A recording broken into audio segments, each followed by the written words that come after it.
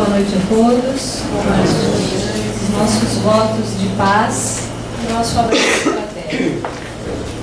Na introdução do Evangelho segundo o Espiritismo, no prefácio, nós vamos encontrar uma menção da espiritualidade muito interessante. Nós vamos entender o que Gandhi significa ainda hoje para a humanidade. Os Espíritos do Senhor, que são as virtudes dos céus, como um imenso exército que se movimenta desde que dele recebeu o comando, espalhando-se sobre toda a superfície da terra, semelhante às estrelas cadentes, vem iluminar o caminho e abrir os olhos dos cegos. Os benfeitores espirituais, guiados pelas santas mãos de Jesus, que é o nosso governador planetário, e é o Espírito de verdade, é o próprio Cristo que dita essa mensagem. Ele diz que enviaria outros tutelares que chegariam até nós como estrelas vindas do céu. E falar de Gandhi é falar de alguém nessa proporção. Muitos historiadores, muitos biógrafos que estudaram a vida de Gandhi o colocam muito próximo da própria vivência de Jesus. Há uma semelhança, pequena, mas há uma semelhança entre ambos. Mahatma Gandhi recebeu esse nome posteriormente devido à sua vida exemplar. Mas Mohandas Karamchand Gandhi, que é o seu nome de nascimento, nascera em 1869, no dia 2 de outubro, numa cidade no interior da Índia. Tiveram um nascimento bem posto, porque Gandhi pertencia a uma casta abonada na Índia. E ele, pertencendo a essa casta, portanto, teve algumas disposições e algumas facilidades muito incomuns na Índia. Ele teve acesso ao estudo, teve boa orientação dos seus pais.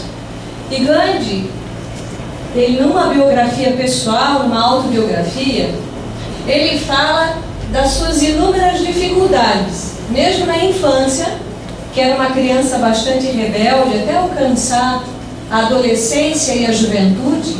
E ele fala de vários dos seus vícios, de muitas problemáticas que ele teve que vencer. E sempre que nós nos deparamos com essa situação da encarnação, sempre nos lembra um caso, narrado por Chico Xavier no livro Renúncia, onde Alcione, que vai reencarnar na Terra, nós sempre lembramos desse caso, porque a citação do mentor espiritual que lhe dirige a palavra, ela é muito profunda para a nossa reflexão. Porque ela, sendo um espírito já muito depurado pelas várias encarnações e já vivendo num planeta de 2 sóis, numa condição espiritual já bastante elevada, não de espírito perfeito, logicamente, mas quando ela decide reencarnar na Terra para reencontrar o seu grande amor, para lhe auxiliar no seu processo evolutivo, o mentor a adverte, dizendo que ela sofreria as injunções da carne. Ou seja, que reencarnar vai gerar em nós, por mais esclarecidos que sejamos, vai despertar em nós algumas paixões, vai despertar em nós alguns desejos. Isso faz parte dessa vivência, enquanto eu não me depurar por inteiro. Então, lógico, quando nós falamos de Mahatma Gandhi, ou seja, a palavra Mahatma, Maha significa grande e Atma significa alma, quando nós falamos de Gandhi, nós falamos de uma estrela, de um desses prepostos que Jesus enviou à Terra, em muitos episódios dentro desse processo evolutivo, em muitas nações diferentes, para trazer a mesma mensagem. Mas não que esses espíritos fossem espíritos perfeitos como o Cristo é. E lógico, então quando o Gandhi ele fala da sua infância ele fala da sua juventude, ele se deparou com questões as quais ele teve que vencer. E há um fato curioso, onde ele está quase naquele momento de ir para a sua faculdade, ele vai cursar a faculdade de Direito em Londres. Mas Gandhi era um jovem, ele disse que ele tinha até uma certa perversão sexual, ele era bastante libidinoso. Às vezes é estranho, a gente pensa, nossa, mas Gandhi, aquela figura santa, aquele homem maravilhoso, mas ele fala. Ele admite, assim como o próprio Chico Xavier, também falava das suas deficiências, das suas dificuldades.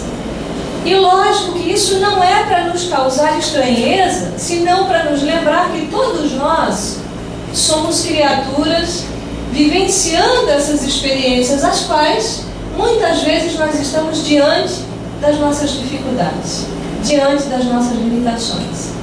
E ele era ligado à jogatina, gostava de fumar um cigarro de vez em quando. E numa dessas situações ele acaba criando uma dívida, onde ele se apossa de uma joia do irmão. E na Índia, nas castas mais abastadas, é normal os pais presentearem os seus filhos com ouro, porque ouro significa muito para os indianos. Por mais que sejam pobres, uma peça de ouro ou outra eles têm, porque isso indica boa sorte, prosperidade.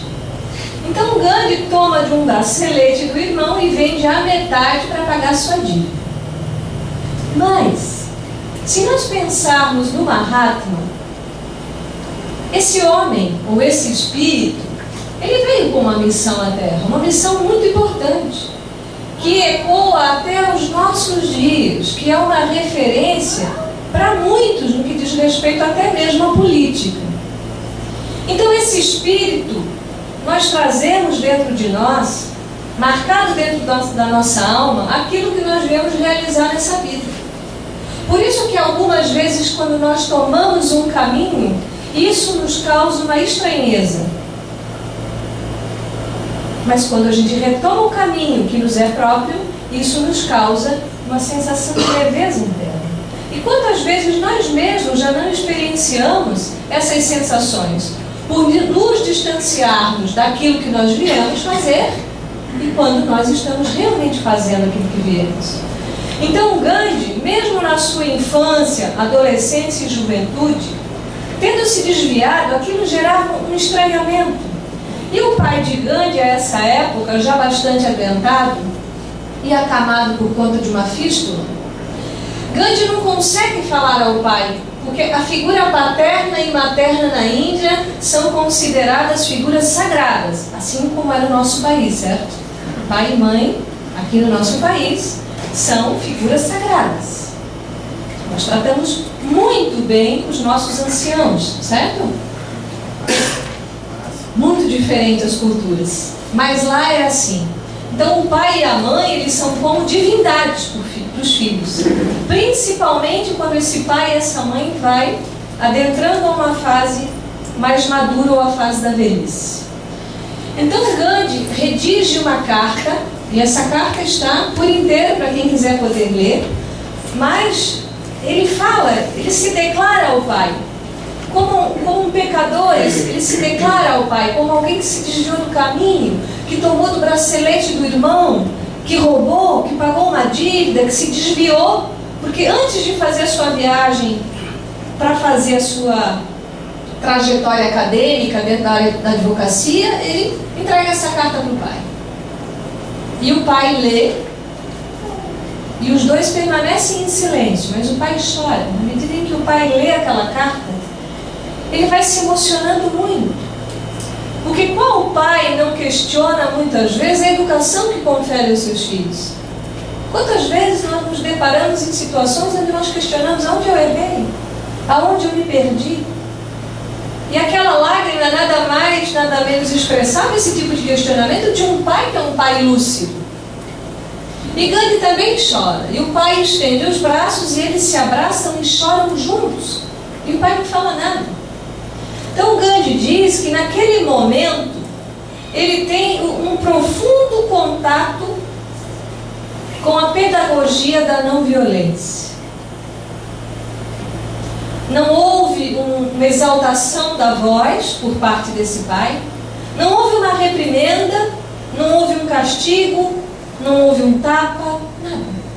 O pai abraçou e chorou. E Gandhi fala que tanto o pai quanto a mãe foram grandes referências na sua vida para que ele alcançasse essa vivência da não violência, do ahimsa e do satyagraha, que é a vivência da verdade.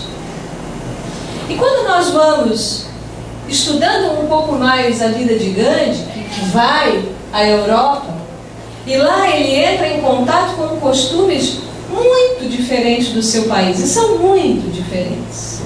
Eu particularmente tive a boa sorte de ir para a Índia, de ficar lá um período, de conhecer esses costumes e ver realmente que são costumes muito diferentes dos nossos.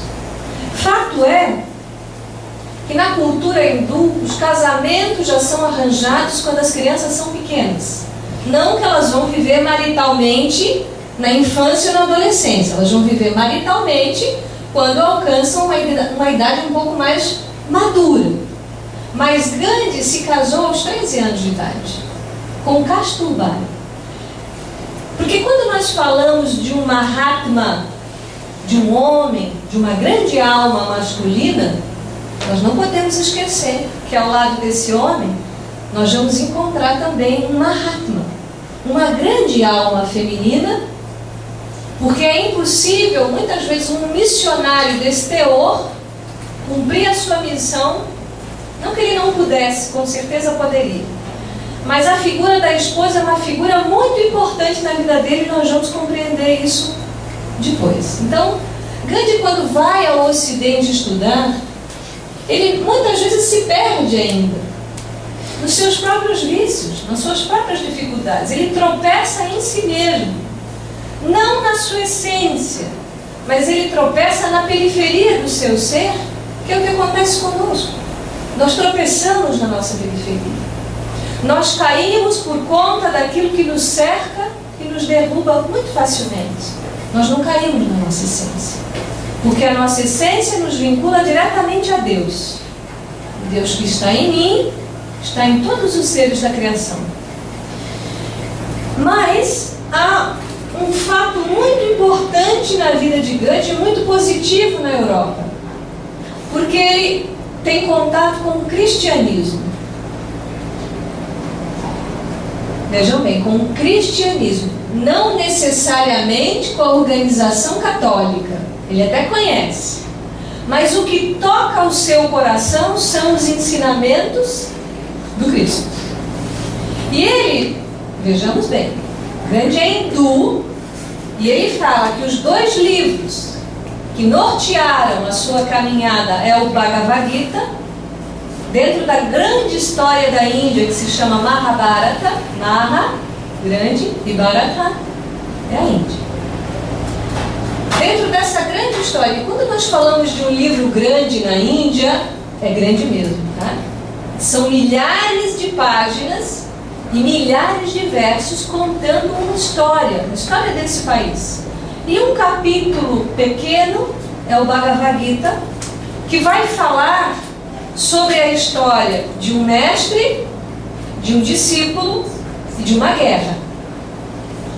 E os ensinamentos oriundos da Índia sempre vão se passar em forma de diálogo entre o mestre e um discípulo que faz as perguntas. Qualquer semelhança com Allan Kardec é só uma coincidência, porque a codificação começa com perguntas, com respostas. Porque essa é uma pedagogia muito refinada. Porque, como dizem atualmente, não são as respostas que movem o mundo, mas são as perguntas que nós fazemos que vão nos movimentar na nossa vida, não as respostas que nos chegam. Por isso que é muito importante saber perguntar. Então, o Bhagavad Gita fala de uma luta entre 2 clãs. Só que Gandhi, há até uma tradução feita por ele, uma análise que é muito boa por sinal do Bhagavad Gita, porque Gandhi diz que essa luta, ela não é uma luta externa, mas é uma luta dentro de nós. é o clã dos Pândavas contra o clã dos Kurus. Os Pândavas simbolizando eu consciência, eu luz, eu divindade. E os Kurus, eu ego, eu egoísmo, eu orgulho, eu vaidade, eu avareza, eu medo. E lógico que no final, quem ganha, tudo acaba bem no final, sempre, né? Então, se não acabou bem é porque não é o fim ainda, mas ali acaba bem. Então, Gandhi, ele norteia a sua jornada através do Bhagavad Gita, porque ali tem lições preciosas, e ele vai se guiar por um outro livro, que é o Evangelho, mas que é especialmente o Sermão da Montanha.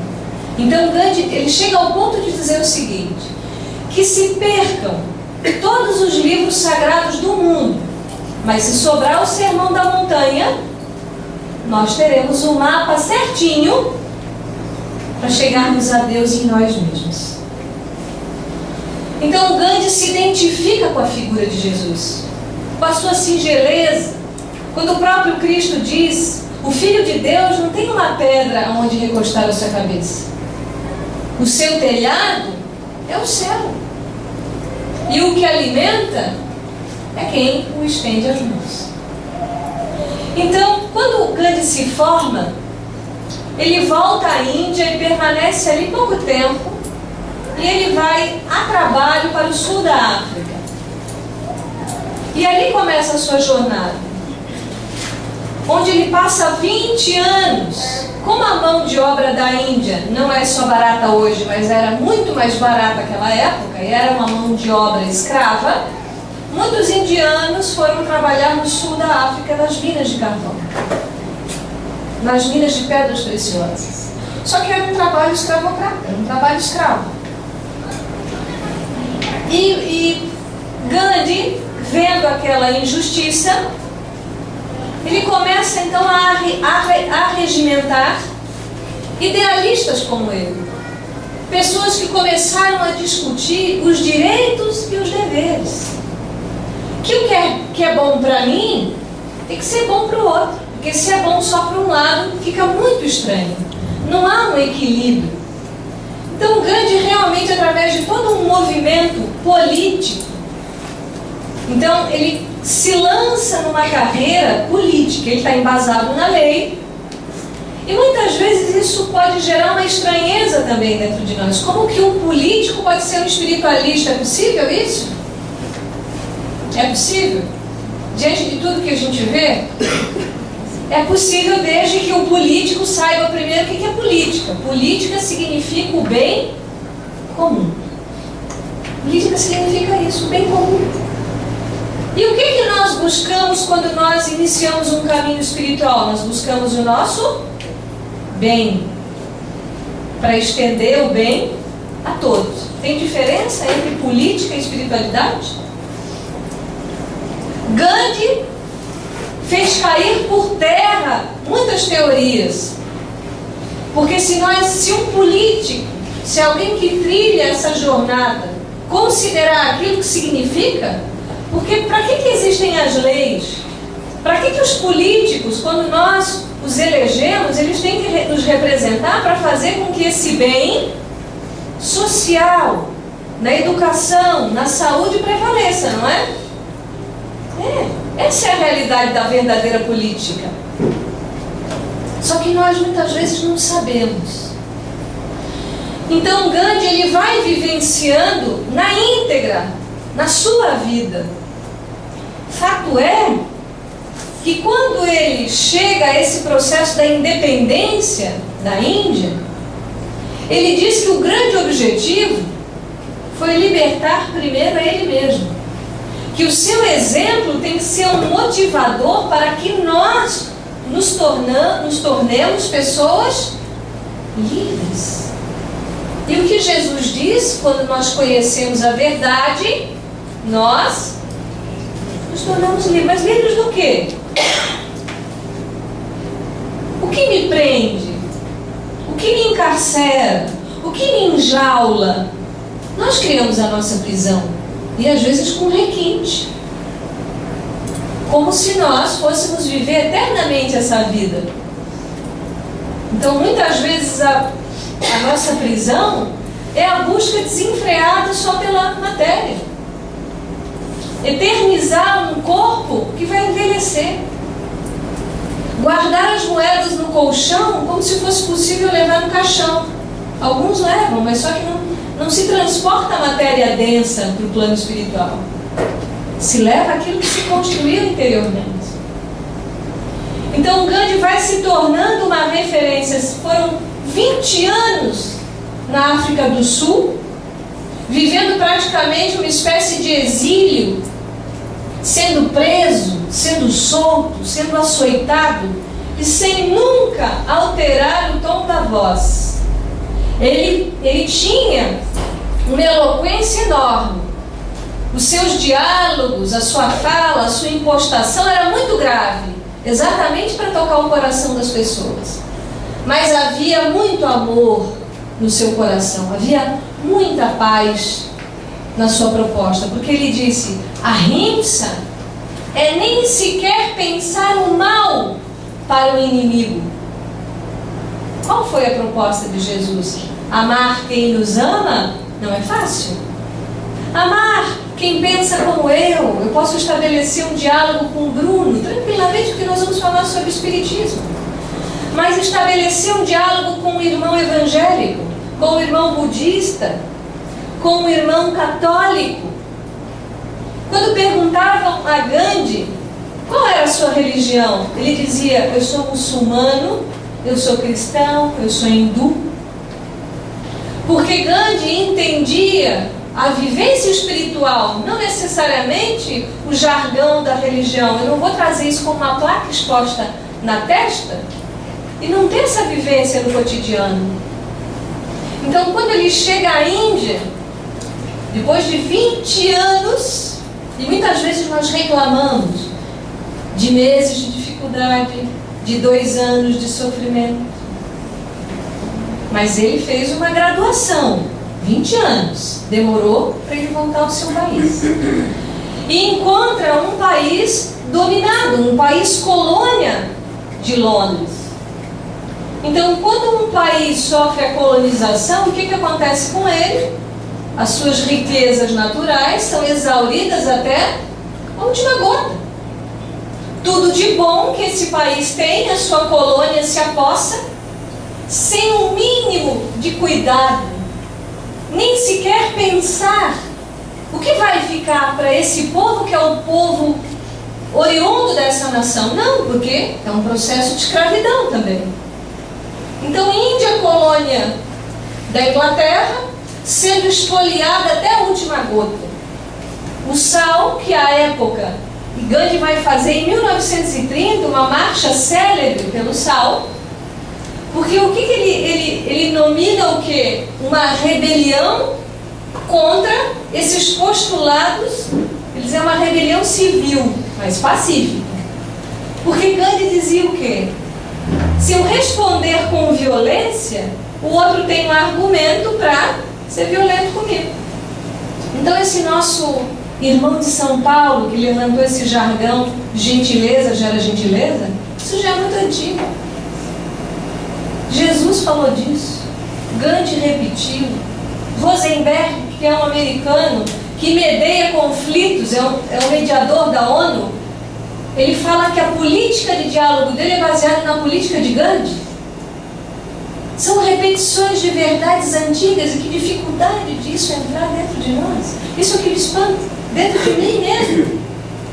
Como nós somos recorrentes na violência. Gandhi diz: ahimsa significa não pensar mal nem do inimigo, não falar mal do inimigo, ser benevolente. Porque quando Jesus fala das bem-aventuranças, ele diz: herdarão a terra os mansos, os pacíficos, não os violentos. Porque quando nós agimos com brutalidade, nós mostramos como nós somos fracos. Agir com violência não é sinal de ser forte, é o contrário. Quanto mais violentos nós somos, mais fracos, mais pobres. mais infantis. Porque é uma grande alma que age realmente de forma pacífica. Chegando ao ponto de, numa reportagem no Jornal do Sul da África, um militar fala: aquele homem em nenhum momento reagiu. Eu poderia fazer qualquer coisa desde que ele respondesse a minha violência. Então, quando nós nos pacificamos, nós geramos uma impotência no outro. Quando nós não revidamos, experimentem fazer isso. Alguém te ofende verbalmente, faça silêncio. A outra pessoa pode se enfurecer muito mais. Nunca diga respire e fique calmo. Essa técnica não é boa. Mas o silêncio funciona. Porque se você diz ao outro fique calmo, ele vai ficar mais nervoso ainda. Então, o sal como sendo algo de muito valor, porque na época não havia geladeiras, precisava desse conservador para os alimentos e para tudo. O sal se tornou um monopólio do país britânico. E era vendido 24 vezes mais do que o valor real. Então nós vamos imaginar, e as donas de casa, quem vive sozinha e cozinha, se o nosso sal custa R$2, 24 vezes mais daria 48, certo? Me corrija na matemática que está no seu bolso. Mas imagine você dispor de quase R$50 para comprar 1 quilo de sal. Quem poderia?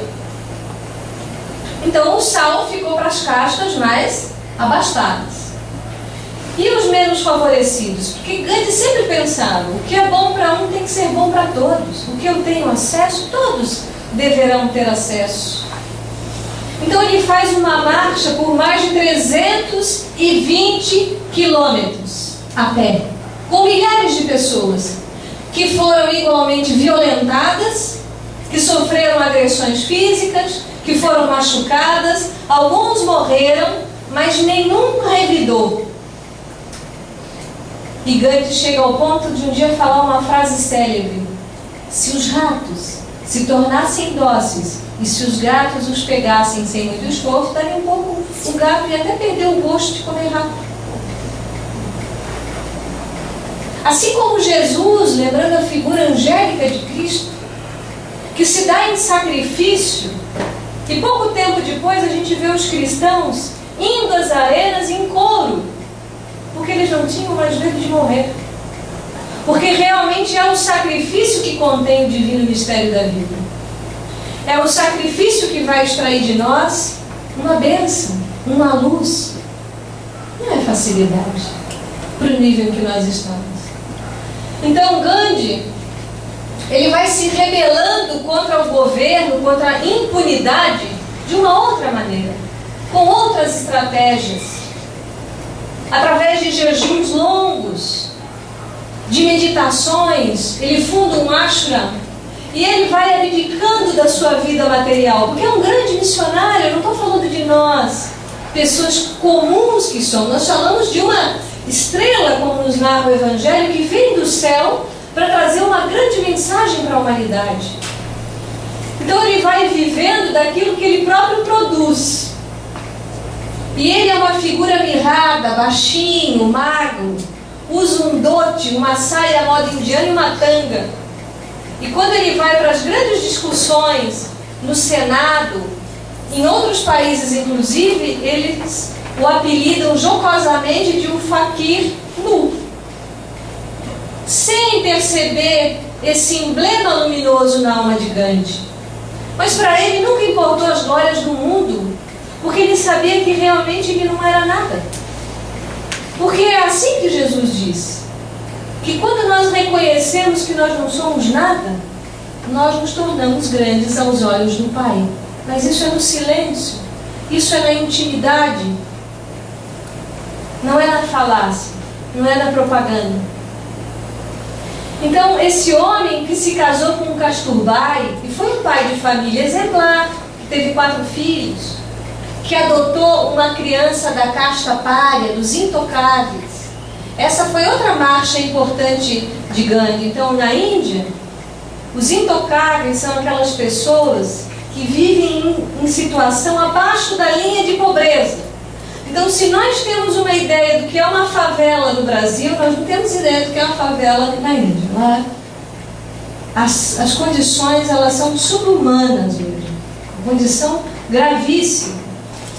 Então, o Gandhi, quando adota essa criança, que é uma menina, os brahmanes, que pertencem à casta dos sacerdotes, eles fazem um movimento contra Gandhi, porque ele diz: você está indo contra toda uma tradição hindu. Porque vamos imaginar que para um brahmane pensar nascer um pária, reencarnar como um pária, não, é uma situação muito fácil.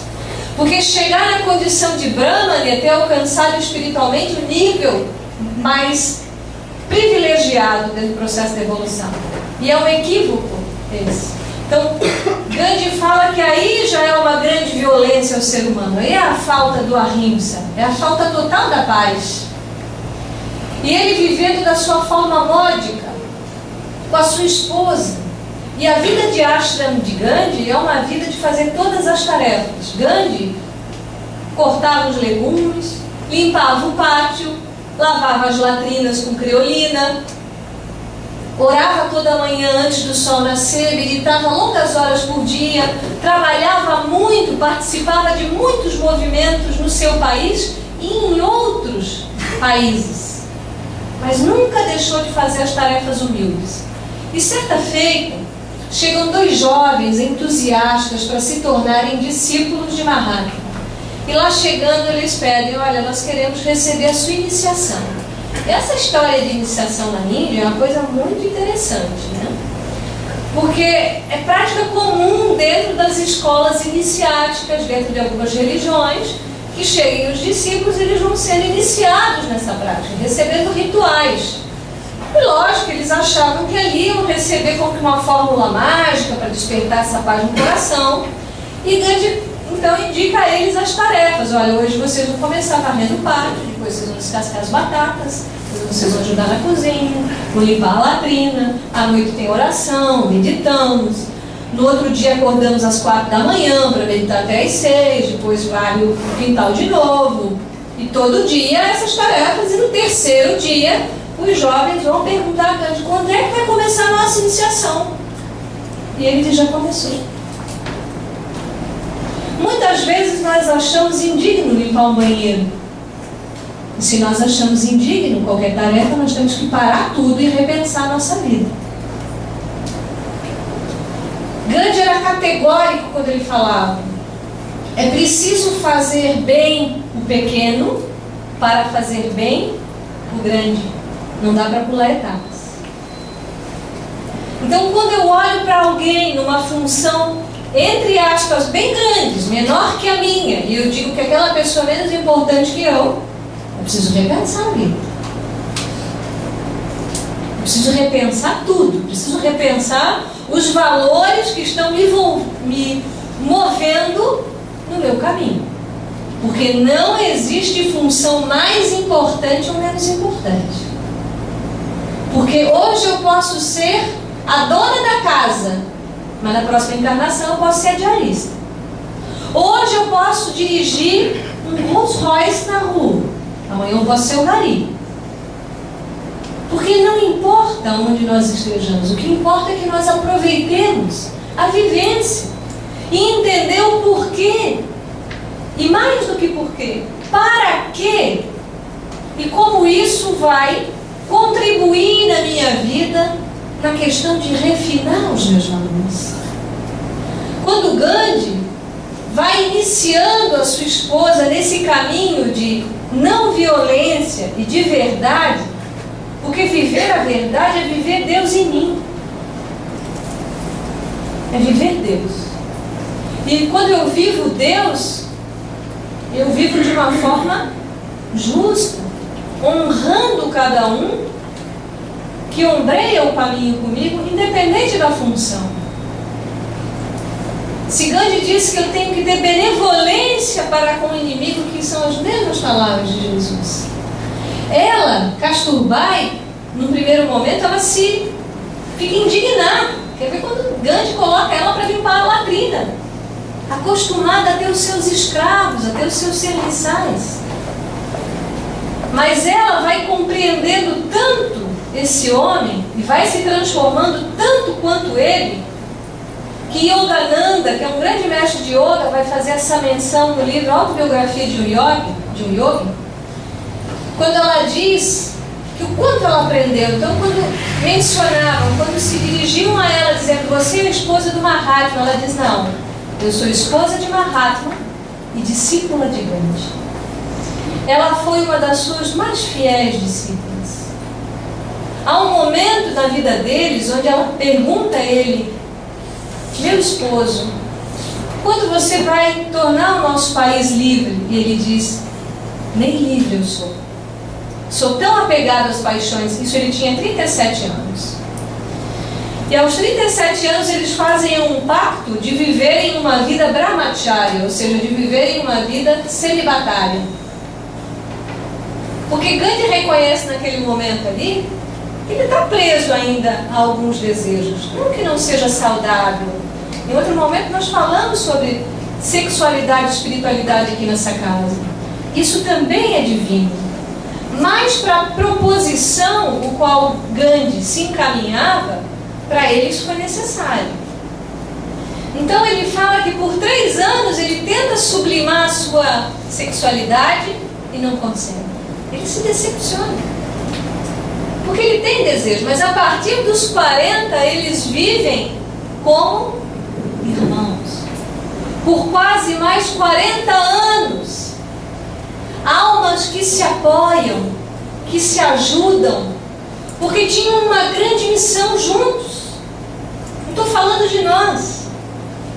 Não estou falando das nossas vidas particulares e íntimas, que são sagradas, que são necessárias, que são divinas, afinal nós reencarnamos a partir de uma união de pares opostos. Então isso é divino.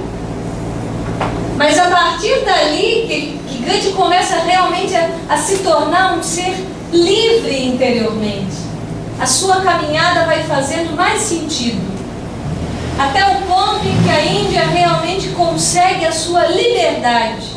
E nesse dia, Gandhi não está presente em Nova Delhi.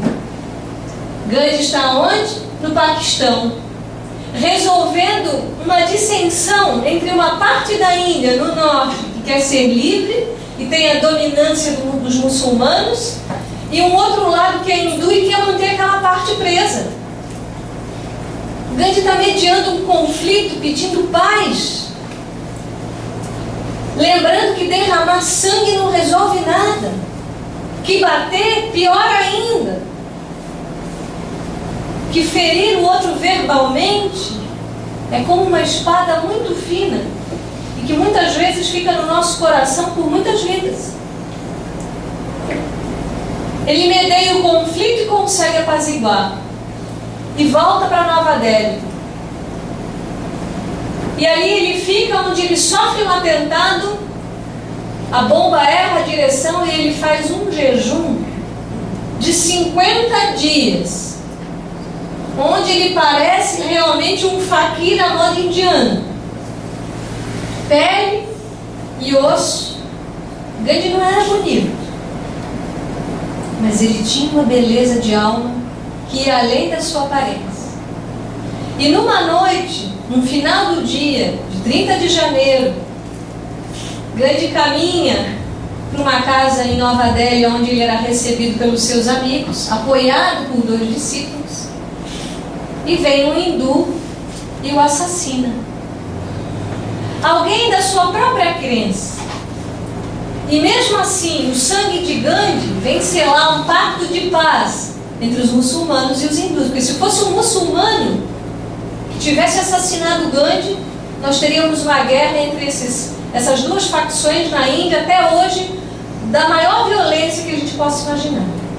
Mas quando o hindu mata Gandhi, e ele só fala Rama, Rama, Rama, que é Deus, Deus, Deus. E ele pede, não faça nada contra essa pessoa, mas esse homem vai à forca. Porque ele considerava Gandhi um inimigo dos hindus. Mas ali se sela um pacto. Porque os hindus ficaram extremamente comovidos com a morte do seu Mahatma por um hindu e os muçulmanos ficaram mais comovidos ainda com a morte dessa grande alma. Assim como essa estrela veio à Terra, ela retorna e continua olhando por todos nós. No final do capítulo, no Livro dos Espíritos, é o capítulo 11, que vai falar sobre a lei de justiça, amor e caridade, nós vamos ter um resumo perfeito do que Gandhi exemplificou na sua vida. E nessa questão que nós vamos ler, para não perdermos um detalhe, porque Gandhi fala o seguinte: ele diz que nós não conseguimos ser pacíficos porque nós não somos justos. E quando Allan Kardec pergunta aos tutelares qual é a maior de todas as leis, o que resume todas as leis divinas, os espíritos maiores vão dizer: é a lei de justiça, de amor e de caridade. Então aí nós temos a ahimsa, não violência, e nós temos satyagraha, que é a vivência da verdade. O sentimento da justiça, pergunta Allan Kardec, está na natureza ou é resultado de ideias adquiridas? Respondem os espíritos: está de tal modo na natureza que vos revoltais à simples ideia de uma injustiça. Ou seja, quando nós vemos uma criança sendo violentada, o nosso coração treme. Quando nós vemos o dinheiro da verba pública, que deveria ser destinado à alimentação de crianças necessitadas, o nosso coração treme. Então os espíritos estão dizendo que nós nos revoltamos diante de uma injustiça. E eles vão falar por quê. Sem dúvida, o progresso moral desenvolve esse sentimento, mas não o dá. Deus o pôs no coração do homem. Aonde que está a justiça, o amor, a caridade e a paz? Onde está? Aonde? Pode falar mais alto. No coração de todos os filhos. Deus deixou esse emblema, essa insígnia espiritual dentro de nós. O exemplo de Gandhi é para que nós nos tornemos pessoas livres do orgulho, do egoísmo. E cada vez que nós nos vermos caídos, a gente só tem uma alternativa: levantar e recomeçar. E fazer isso tantas vezes forem necessárias. Porque nós estamos buscando esse reencontro com Deus em nós. E como disse muito bem Gandhi, quando um ama verdadeiramente, ele ama por milhões. Quando um se pacifica, verdadeiramente, ele apazigua milhões. Por que Jesus continua tocando nosso coração até hoje? Porque ele, por excelência, é o mestre nessa arte que é amar. Eu agradeço muito a atenção de todos. Que Gandhi seja essa estrela que nos sirva de inspiração, que também nos sirva de modelo, porque ele é uma dessas estrelas enviadas por Jesus para nos lembrar quem somos. Nós somos luzes e o reino de Deus vive dentro de cada um de nós. Muito obrigada.